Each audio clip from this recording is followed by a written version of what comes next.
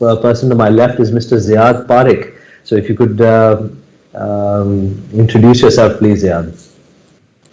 Sure. Nice to meet you, Faris, and thank you for having me on this. My name is Ziyad. I'm the co-founder of SafePay. So at SafePay, we are building ways to let merchants easily accept digital payments on their websites or apps by building easy-to-use APIs, SDKs that are developer-focused, and all for the Pakistan market. Great, thank you. Naureen, Hayat. Hi, Faris. Nice to meet you. I am Naureen. I am the co-founder at These Financial Services, which is a full-stack, fully digital, well, as the world calls it, a neobank, and in Pakistan, a fully digital NBFC. And what we're trying to do is serve the masses, the and the underbanked, basic financial services through a fully digital platform. Currently, it's a smartphone app. And we provide nano loans, nano insurance, and some innovative savings products. So that's what These does. Great, thank you so much. Mr. Qasif, Shahid. Hi, Assalamu alaikum. This is Qasif. I'm the co-founder for a company called Finja. I'm also the CEO. I've got two partners. Monis Rahman, Rosie is my partner, well-known guy. And then I have a partner who's my COO, Umar Munawwar. We are a 150 people company. We have a very powerful management team I was talking about earlier. Lots of experience there. Finja has two licenses. One is the EMI, which lets us take deposits. The other one is NBFC, which lets us lend. We are a digital lending company, and we are focused on MSMEs and SMEs, where we do a lot of productive lending to Kriana stores, to businesses, to corporates, to enterprises, and the employees that these companies employ. That's really what we've been doing. Wonderful, great. As the people tuning in have seen that this is quite a diverse panel. Ziyad, if we can come back to you, and if you could share a little bit about your journey, how things started off with SafePay. What was that experience like? And keeping in mind, there's no need to mince words. We're here to learn from everyone's experiences. Sure. I can take you back. So I was originally based and working full-time in San Francisco as a software engineer for the past 6-7 years in the Bay Area. And I've always at the back of my mind had a desire to potentially start something on my own, whether it was in the US or in Pakistan. But then more and more I thought about it. I was like, I have to come back eventually. The family's here, everyone's here. Let's try and build something for Pakistan. So that's when I started joining various kind of groups on Facebook. Especially Pakistan Startups, which is like, I'm sure everyone's heard of it, but it's like 100,000 strong community on Facebook where entrepreneurs, seasoned veterans, they're all kind of discussing various aspects of entrepreneurship. And the main theme that kept coming up was the lack of a reliable way for businesses to accept payments online. We all know very well that PayPal doesn't work in Pakistan. Stripe, Braintree, where these kinds of solutions don't exist in Pakistan, despite it being the 5th largest, country by population. So, I was like, if there's nothing existing right now, I could potentially start something because I'm a software engineer. It would be a cool problem to solve in my spare time. Let's see what I can do. So I was hack away on weekends and evenings. Didn't really have a life for the better part of 8 months. And I reconnected with my really good friend Raza, who's now my co-founder, and we started kind of working on this on the side. So 8 months later, we kind of launched our MVP on the same groups on Facebook, and alhamdulillah, we got a pretty good response from early adopters, very small merchants, I would say, like people who were just willing to trust us. We had no reputation in the market, with their payments and finances. So it was a huge kind of endorsement at that stage. A couple of months later, we were able to show, traction. We iterated on the product. We loved talking to our early adopters, and that spurred our application to Y Combinator. So for people who don't know, Y Combinator is one of the largest kind of incubators in the world. They've incubated, companies like Airbnb, Dropbox, Stripe, etc. So we were very lucky when we got accepted to join the batch. And that experience, I think, was pivotal for us, just in terms of where we were before and where, we were able to get to after the 3 months. So I think for us, it was really just being able to, stay laser focused on what we wanted to do, which was to build something that people really enjoy using. We really thought about customer experience. We really thought about, what is it that is lacking in Pakistan? It's not like we built anything, extraordinary. There are payment gateways in Pakistan that we are leveraging. It's just that the experience that businesses and customers were being put through wasn't up to the high standards that we set for ourselves. Living in the US, payments we kind of took for granted. And we wanted to bring that same level of experience to the Pakistani market. So, Ziyad, if I could ask you to backtrack. So, before you guys actually went live, you were obviously looking for funding. Yeah. What was that experience like? If you could walk us through that. So, to be honest, before we launched, it was me funding it through my full-time job.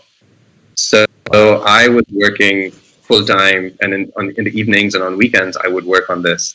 I didn't quit my job until I got accepted into YC. So you can probably tell I'm a very kind of risk-averse person in that way. I didn't really, because San Francisco is an expensive city to live in, first of all, so I didn't really want to lose that comfort. But I think for us, we knew that, eventually we would get funding, whether it was on good terms or bad terms. There were people who would be willing to fund something like this, because I think, when you start having those conversations and when you start thinking about it from that mindset, you tend to find people who are willing to give you money to do what you want to do.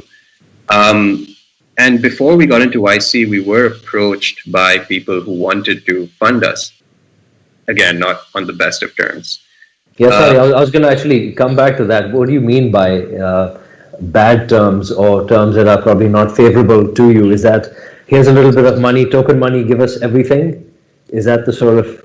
Yeah, it's very attuned to leverage, right? So right. Obviously when you're a nobody and you're asking for money, you're going to be expected to give up a lot of ownership of your own company at bad terms for a founder. And that's what we were being subjected to at the time. And we were very close to accepting it, because, we thought that despite the bad terms, the partners we were gaining were sufficient enough to cover that. But for better or for worse, we kind of got accepted into YC and went down that route.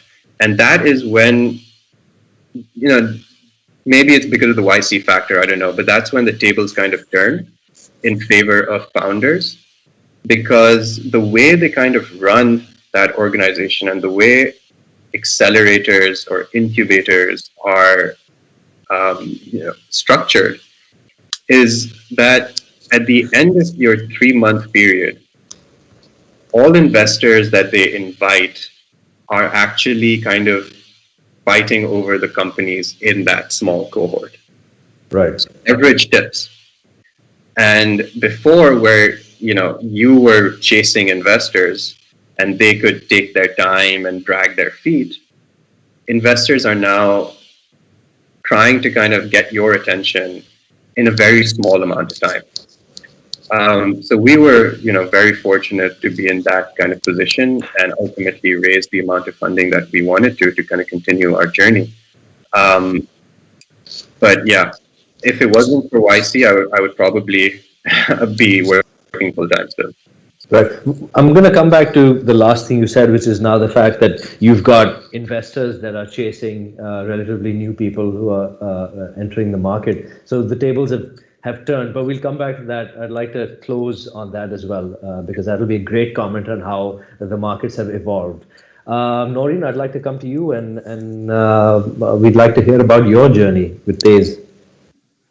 Well, the journey of Tez has been very exciting. It actually started with the predecessor of Tez, which was another startup that I started with my co-founder now as well, Hamza Hussain. So this started when I was working for a credit rating agency called Parekh, and it happened so that I was a specialist for the microfinance sector then. Well, while we were rating the sector, also had a chance to work with the SMART campaign, which is a part of the Center for Financial Inclusion. And, we really got the chance to understand how microfinance institutions operate. And unfortunately, the sector is criticized for having high interest rates. But when you really, dwell deeper into the sector, you realize that it's not the margins that these institutions are charging to the customers, but in fact, it's the inefficiencies or the high operational costs that they actually are bound to pass on to the customers. So we ultimately decided that we'll try to work on this issue, and we came up with technology for microfinance, which was a digital field application. It completely automated the entire credit disbursement process, right from lead generation till post disbursement monitoring. And we that's when we started our first startup, and it was more of a B2B model. Well, we got in touch with almost the entire microfinance sector, spoke to MFIs, MFBs, but I think we were a little ahead of our times at that point. This was in around 2014, 2015, yes. And that's when, both of us got in touch with our third co-founder now, Nadeem Hussain, who is a guru in microfinance. I don't think he needs an introduction. So we actually approached him, to have him as an advisor on Check-in then, which was the company's name. Well, I think it's interesting because the fundraising story really starts from the Check-in days as well. That's when we were actually bootstrapping to get the companies going. Well, both Hamza and myself, we decided to join different companies to get experience for startup and microfinance. And, ultimately, we had to work solely on the startup itself because, it required 48 hours of the day of our time, So we bootstrapped with a friend. We also tried raising funding through this event that we hosted. It was actually a fun fair of sorts. So we've actually gone through the entire journey of trying to raise funding. When we met Nadeem, he was kind enough to have introduced us to industry experts, the sector itself. But he also warned us of, the issues that underlied. So, fast forwarding, we actually then decided, to partner and form our own financial institution, an NBFC, that went to the customers directly. And that's how the model pivoted and we became a direct B2C model, and Tez came into being. So that's been exciting. Now for Tez, I think, so Tez is technically, the vision is to be a full stack, fully digital neobank for the underbanked. And, as we know, the banking sector and the current microfinance sector hasn't been able to reach or penetrate the masses. And we still have about 150 million people who do not have access to financial services. Now, the need is huge. And I don't need to give introduction into the Pakistan dynamics, but I think we were actually lucky at that time to have gotten affiliated with Nadeem and the Planet N Group. And, through our networks and, of course, Nadeem's network as well, that's when we got in touch with the Umidyar network, now Flourish Ventures, and Axion. So Umidyar is the largest impact investment fund in the world, having committed around $1 billion, to various companies around the world. And then Axion, which is the largest microfinance investor in the world.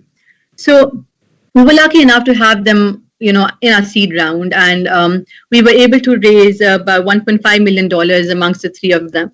So this is a seed and pre-seed. And I think what worked for us there was, of course, the team and the experience that we had on ground in microfinance. So that fairly worked very well. But also at the same time, I think we were the first of our kind in the field at that time. Even now, we do not have a lot of digital. Well, there are none right now, digital banks, or even neobanks in this space. So I think that came with a lot of responsibility, and with both Midya and Axion, that patient capital came in. So I think my experience has been a mixed bag. Ever since seed, also, we're now in the process of raising a pre-Series A and then, of course, a Series A. And we've had the chance to talk to multiple investors, both locally and globally. Some conversations have been fairly successful. Some, that did not pan out the way we wanted them to, and yet, the others that we saw were more of, people trying to fish for information. And I think with time, I've come to realize, and I actually borrowed this from one of my co-entrepreneurs. We actually have, learned to divide investors into 3 categories. We call them high touch, low touch, and don't touch. That's how our understanding of investors has evolved over time. And I think you learn Pakistan is still a very, very nascent field, a very nascent industry when it comes to raising funding. It's not easy. You talk to your counterparts outside of Pakistan, and everyone says, "Oh, there's enough funding in the market." But when you're sitting in Pakistan, you actually realize, funding is very scarce, and it's actually far. It's not easy to raise funding for a country like Pakistan. Well, we'll come to the opportunities later, but also at the same time, I think dynamics are not very much in favor of raising funding easily. And I think what was tougher for us also is we are a company, a financial institution that's registered within Pakistan. Now you see a lot of fintechs come up who are actually registered. They have holding companies based outside of Pakistan to ease their investments into, companies within Pakistan. But we've actually, stuck to our the company in Pakistan to bring on investments. The story will evolve into whether or not we decide to make a holding company later on. But that's been our journey so far, and I can actually add on to some stories. But I think I'll let it go to you, Faris. Yeah, I'd like to come back to some of the things you have already alluded to, which talk about the dynamics that facilitate funding. But again, that's a question for everyone that I'd like their input on. Qasif, happy to move on to you and for you to share your journey. Yeah. So you want to ask something specific? Oh, no, it's not specific. I mean, if you could just, similar to what Ziyad and Naureen talked about, the starting days, things that relatively new entrants can learn from. I know it's a big journey, but what was it like getting funding when you guys started out? How many doors did you have to have slammed in your face, and what worked in your favor, and what made things happen for you? Yeah. Okay. So, I've worked in banks for 20 years, and, it's all over the place. East Africa, UAE, Pakistan, Singapore, Far East. And all my life, I did digital marketing and digital and retail, right? So I started out when people were trying to put ATMs in Pakistan, first internet. I mean, I did something on the mobile channel in 2001. 20 years of working in the bank, I realized that if you wanted to disrupt stuff, you would have to, or change things, you would have to step out of the bank and do it from the outside. You can't do things from the inside out. I mean, I learned that after being Mia Mansha, the digital head, for 6 years. And I truly believe that, we would have made MCB a 50 million customer bank, had we stayed, but we didn't want to stay because the chairman didn't want to invest in innovation and so on. So that pushed me out of the bank. And I said that, a good use of a man's life is not to make the richest man more rich in Pakistan. Right. So I stepped out. Now, when I stepped out, I had a network of friends, and somebody that jumped up to me was Monas Rahman. And Monas and I partnered. And Monas is the foremost online e-commerce entrepreneur in the country that raised money back in. The first one to raise international VC money in the country was Monas in 2005, 6, etc. So now with me, 20 years of digital experience and Monus's super credentials of raising money, starting Rosie and all of that, along with the team that we built in terms of my co-founder and the management team. So the first round that we raised was at the back of a napkin when we had not even incorporated the company. We didn't even have a bank account. We didn't even know where to put that damn check when it arrived. Right. But I tell you, the check arrived, and this was Vostok, a Swedish fund, and they got us started. And the thing is that at the seed stage, the most important thing is 2 or 3 things. Number one, the problem that you are solving, is it big enough? The country that you are in, is it big enough for that problem? Or is the problem global? And the second thing is, has the time to solve that problem has arrived? That's called traction. And the third, which is the most important, is that what are these co-founders like? Why are they together? Are they going to stick together when shit hits the fan? Are they going to start fighting with each other when success arrives? What is it that's binding them together? Because at the seed stage, even with experienced founders like myself and Monas, etc., the only thing certain is that what you are saying is not how things are going to turn around. So I may be saying whatever I was saying when we were rolling out Finja, but Finja over 3 or 4 years have arrived at a very different position. And it's arrived at a different position because the collective ego of the founders and the management team allowed them to pivot continuously and arrive at a great location. So the seed fund is about the chemistry of the partners, the diverse skill sets that they bring together, how they're going to stick together, the problem that they are solving, the size of the country, addressable target market, etc. That's the seed. Seed was very easy for us. Pre-seed, seed was very easy for us. Now, I'm going to break some big news to you, which is that in the next 3 or 4 days, we're going to announce a Series A for Finja, which is about $10 million now. Now, going through pre-seed, seed, and Series A through international VCs in between COVID, Pakistan, what Naureen spoke about, Ziyad spoke about, is difficult. And now what the investors are looking at, unfortunately, is not the stuff they were looking at the seed, but now they're looking at what they call hockey stick graphs, right. Meaning that, guys, you've been in this business for 3-4 years. It's fantastic to talk to you. You spend millions of dollars, but now where are the hockey sticks and how are you going to go out and scale? And at Series A and beyond, everything is about scale. Now, going out and scaling things in an emerging market country in digital lending is very difficult than going out and scaling things in the Valley or in Europe or some other place.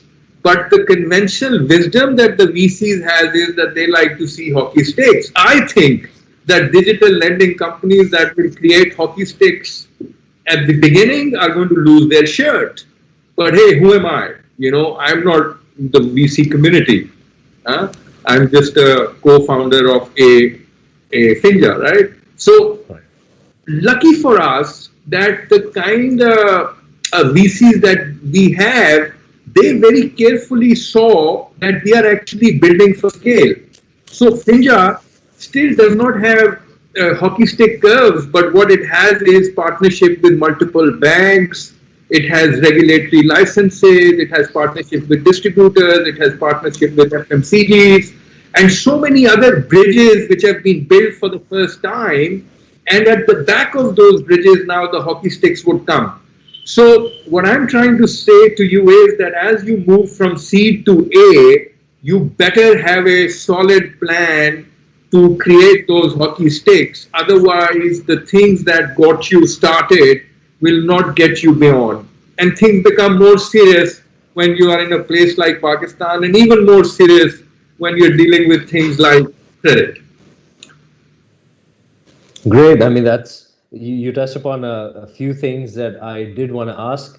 One of them, this was something that one of the panelists from the discussion earlier today, Misbah Naqvi, talked about. She used to work with a bank, and she, just flat out talked about how risk-averse banks are, and that is something that you've echoed, which is strange because a novice would think, all right, I have an idea, I think I'll go straight to a bank and get them to fund this. But clearly that wouldn't be the wisest thing to do, because they're risk-averse and they're probably not very interested in a startup, which then brings us to the next question. What sort of a startup in this particular day and age is something that VCs would be interested in? Because I'm not sure, well, we're clearly not anywhere near saturation, but there's so much happening. So right now, what are the ripe fruit? And this is for all three of you.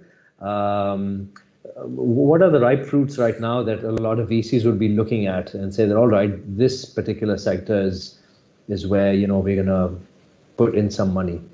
Yeah, I can go first if you like. Sure, of course. I think that in Pakistan, the startups and the fintechs, etc., would do well if they resisted the temptation of always building a company which attacks the B2C segment. Try and not build a customer-facing company or a value proposition on the onset. Try and work with a B2B play. Okay, so what does that mean? That means that there was a gold rush in California. And Levi's came out of it, right? So there were people that were going out and digging gold, and then there were people that were going out and making, the belchas and the buckets and the shovels and the jeans for the gold diggers, right? So who made more money? Did the gold diggers make more money, or did the guys that created stuff for the gold diggers to dig gold made more money, which was a simpler business?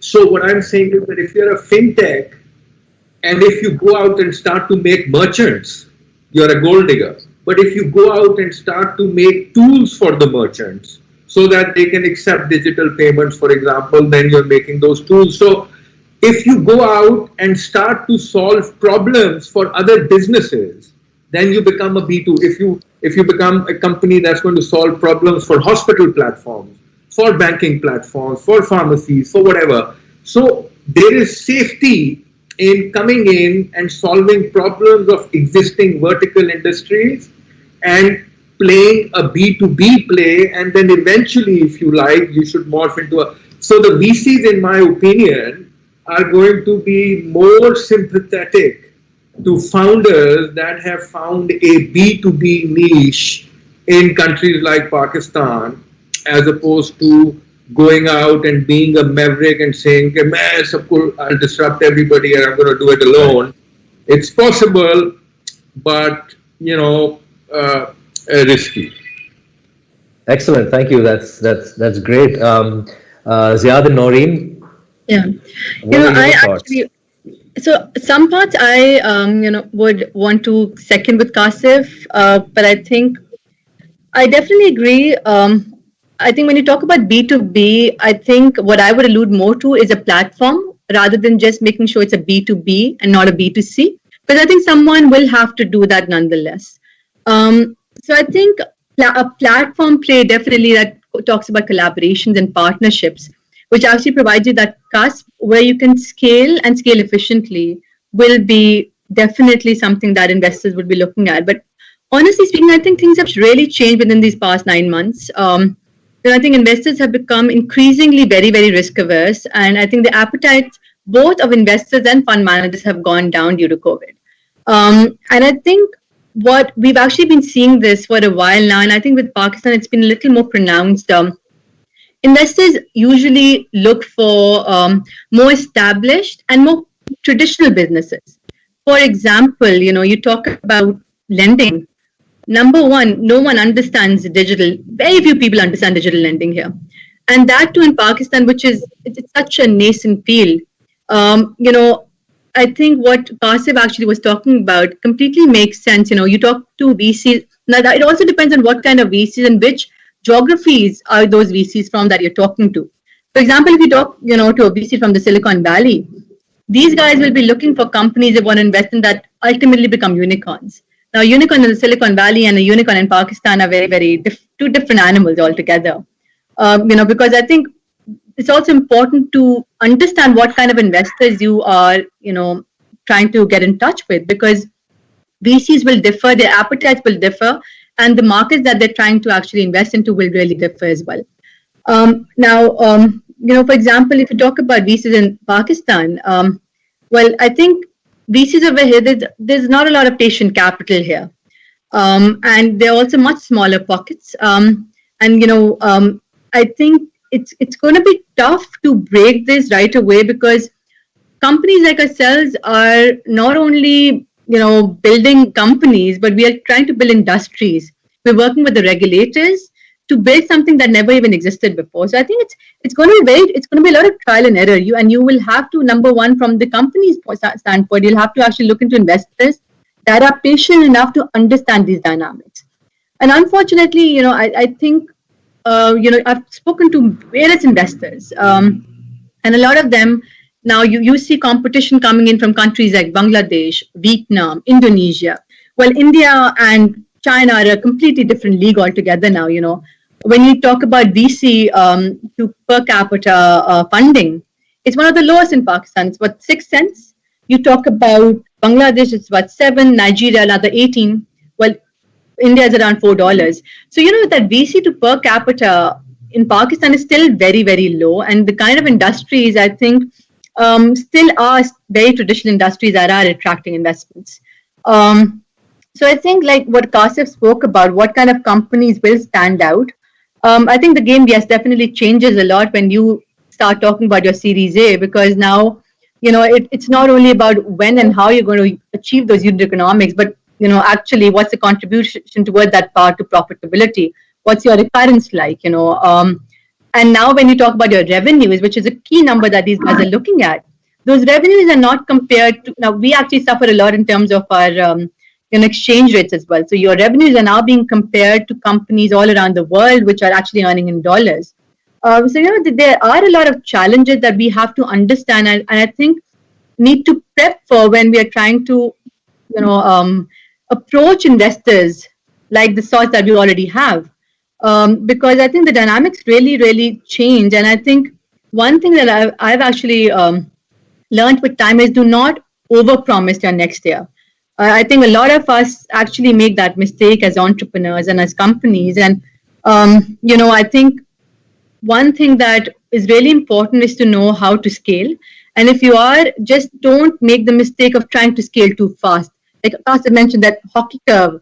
It's very difficult to attain that in countries in Pakistan, where right now you do not even have regulations around how to deal with data, which is actually mandatory for something like digital lending.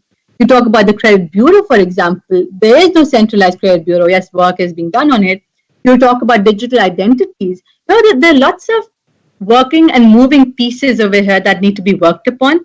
But at the same time, without trying to be cynical, I think there are huge opportunities and investors who come in right now. This is the tipping point, because companies in Pakistan are fairly undervalued right now. And I think this would be the right time in any industry, particularly the financial services space, because I think the regulators are making a huge effort to get that ecosystem moving.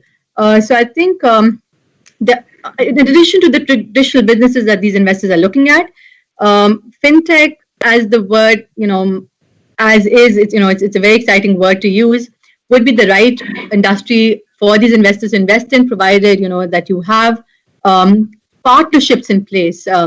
I think even for Tez, what's worked for us so far and why we have investment interests coming in is because, we have partnered with telcos, banks, insurance companies. And that platform is what ultimately helps you to scale and scale fast and to deal with the larger competition in the play. You've got the larger telcos. So I think definitely, the works will have to be a lot of those moving pieces, and we have to move much faster than what we'd like to, personally, to actually attract more eyeballs from the global investment space. Absolutely. Thanks, Naureen. I think it's great that you mentioned how multifaceted the entire universe really is. It's not really as simple as, hey, I have an idea and I want to step forward and find someone. There's so many, like you said, moving pieces that need to come into place, and that obviously varies from business model to business model. They're all not the same. Ziyad, you've been very patient. I'm looking forward to your response. Yeah, I mean, obviously, I completely agree with what Qasif and Naureen touched upon earlier. But so I'll probably just add a different perspective to how to think about this, or how I tend to think about these things. So if you are going to go down the route of starting your own business and going down the entrepreneurial journey, I think there are a few things that you should definitely keep in mind. One is that obviously, if you're thinking about starting a digital company, a tech-focused startup, then either you or your co-founder should be technical, or you should have someone that you trust who can really kind of build your tech. But more importantly, I think when you are starting something, I wouldn't focus it from the perspective of raising investment and going down that route. I would think of it more in terms of hey, am I interested in what I'm building? Do I have the background in this, or some sort of expertise? Can I learn it before going into it? Or rather, is this something that is not only solving the problem I have, but is also solving the problem that a small group of very needy people who need this problem solved? Is it solving their problem as well? I think if you're able to come up with something that ticks all of those check boxes, and you get very lucky in terms of you've built the right experience, you're talking to your customers regularly, iterating your product based on their feedback, you can even grow your company to a point where you don't need to raise investment. You can become a company that's just operating based on revenue that people are paying you because they like your product so much. And that, in my opinion, I think it's probably the best outcome for a business, because you're not giving up any part of your company for money. Customers are happily giving you money for your product. So when it comes to what kind of product should I build, or what is trending these days, I think it comes down to your passion. What are you deeply interested in, and what kind of problems do you see in your market on a day-to-day basis that you think you can solve? Because your mindset has to be in a sense that you're actively, subconsciously even, just thinking about, hey, this experience is a bit weird. I could probably do this in a much better way. And it would probably save thousands of people, 10 hours a day of their time, because of all of these inefficiencies that are in the current kind of system. But it's also like a Venn diagram between what you are passionate and knowledgeable about, and what the market is interested in. Because Naureen mentioned that she felt at the time, or rather the entire team felt at the time, they were a little ahead of their time when they came out with their model. So it probably wasn't as well received as it would be now, for example. So really it does boil down to, I think timing is really important, because you may have a great idea, and a lot of people see this, be it businesses or musicians or anyone that does come up with, who is inspired. You really need to see if the market is ready for you. And I think that is. So I would like, unfortunately, we don't have too much time to delve into a lot. However, there is a question I would like to ask the three of you, and Ziyad, we can keep with you. So you said when you started out that YC was really a springboard that helped you realize whatever you had envisioned. So let's say in a parallel universe, you did not have that platform. That's stepping stone for some people who, let's say in Pakistan, who may not have that kind of engine to help them out. What do you see as an alternative to young people, or rather a message in some way to young people? What is it that they would need to do if they don't have that? So I think one thing that I learned being, going down this road, was to just be more vocal about what you're building. Because I think a lot of people, they're in a sense they keep themselves, especially engineers have this personality where they're kind of introverted. But just to be a champion of your own product, one.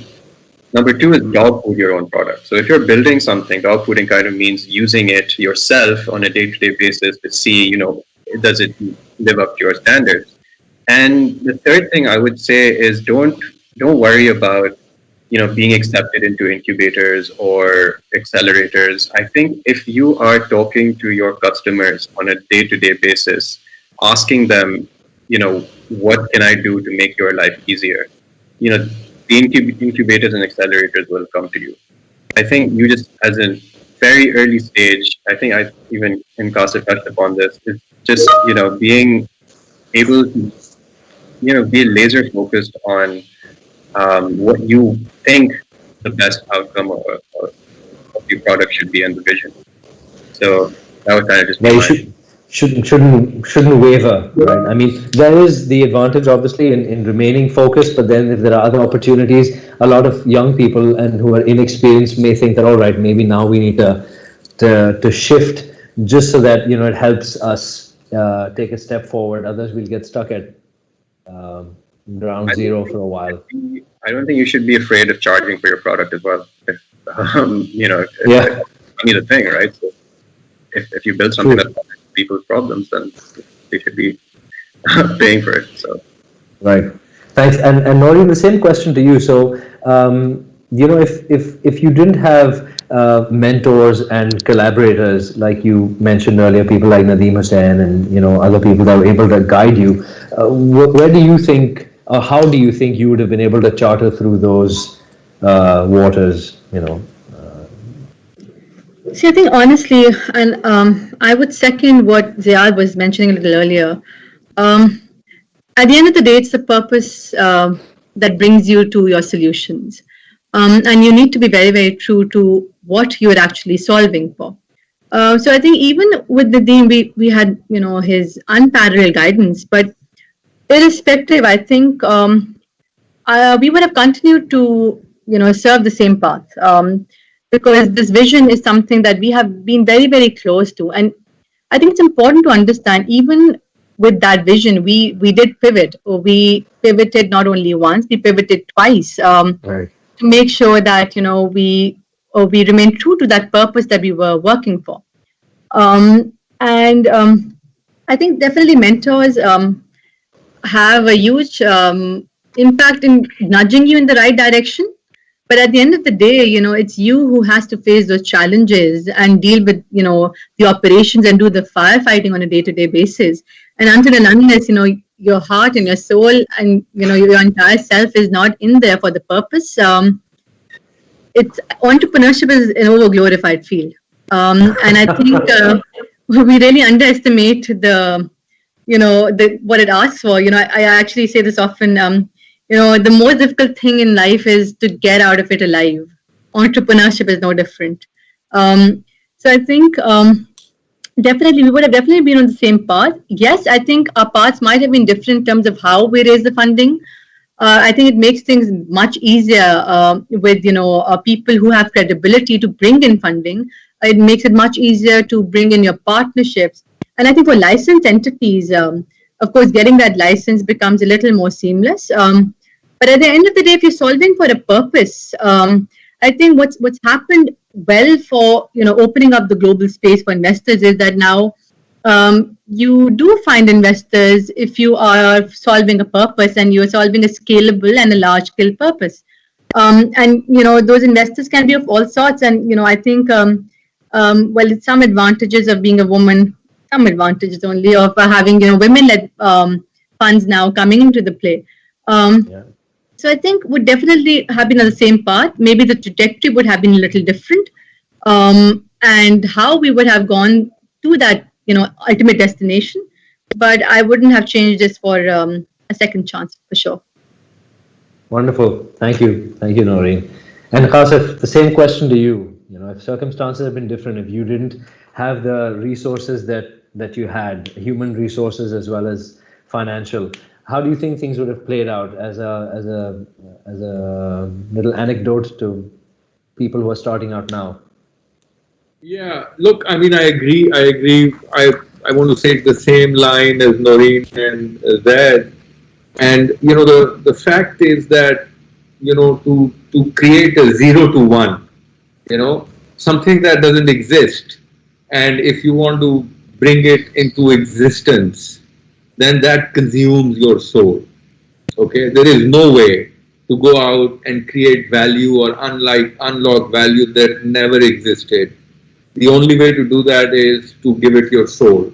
Now, you go out and make that decision on your own as a solo ranger that you are going to go out and solve this problem, and you're going to allow your soul to be consumed in the process because you want to create impact, you want to become rich, whatever your gravy train is. But once you've made that decision, that's what attracts everything else. That's what attracts the partners, that's what attracts the VCs, that's what attracts the, all of that, right? So it can't be that, you're not committed to lose yourself in the endeavor. That's the first step. And then everything else appears. So that's number one. Number two, if you want to build sustainable businesses, these businesses have to stand on their own legs, like an organic hen, not like the kind of stuff we eat today. What that means is that the businesses have to have the right fundamentals, like, for example, what we call CAC, customer acquisition cost. So every time I acquire a customer, I go to make more money than how much money I spend acquiring that damn customer.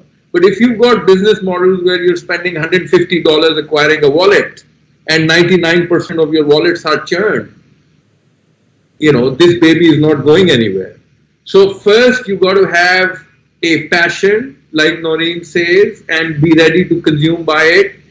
That creates the attraction for everything else to come, and then you work with that. But your fundamentals, like your CAC, like the fact that every time you attain a customer, will it stay with you? Will you continuously make money? The market is large enough, etc., etc. All of these things need to be there.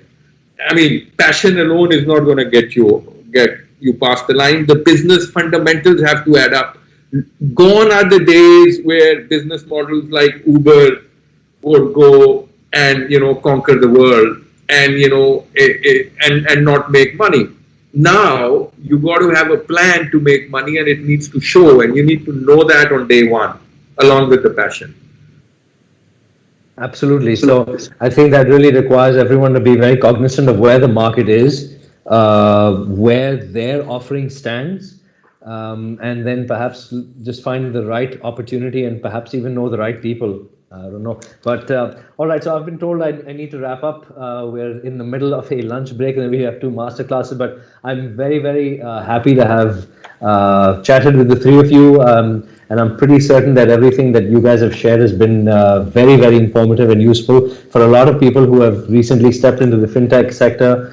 It is like maybe another gold rush in Pakistan. I don't know. Let's see how this plays out. So Qasif, Shahid, thank you so much. Naureen, Hayat, to you as well. Thank you very much. And Ziyad, Parekh, thank you very much. And all the best to the 3 of you in your respective endeavors.